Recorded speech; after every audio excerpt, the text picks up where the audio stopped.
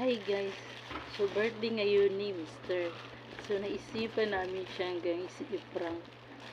Ito yung ipaprank namin sa kanya guys. Guys, ako nagbili niyan guys. Dalawa yan guys, pero ininom ng isa guys. Di ba guys, gusto ito sa kaba ng bayan? Oo guys.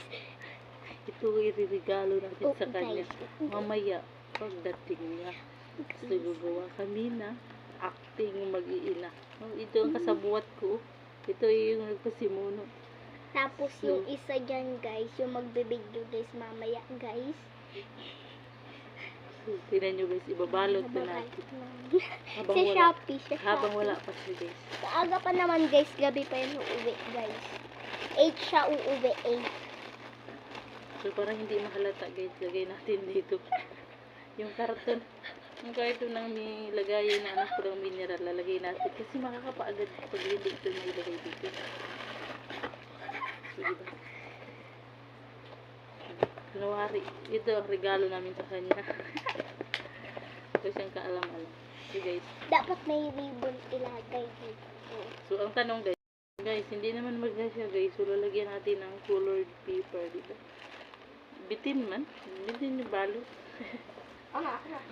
Patitipan natin guys. Lalagyan ko na ng colored paper kasi nga nabutas. Bebe. So, para may prank tayo guys. So, kunyari guys, sabi namin, in-order namin to sa ano, para sa birthday niya, Charis. Ito pera guys, yan gumagawa na ang aking mother para sa kanyang husband. Husband kasi husband.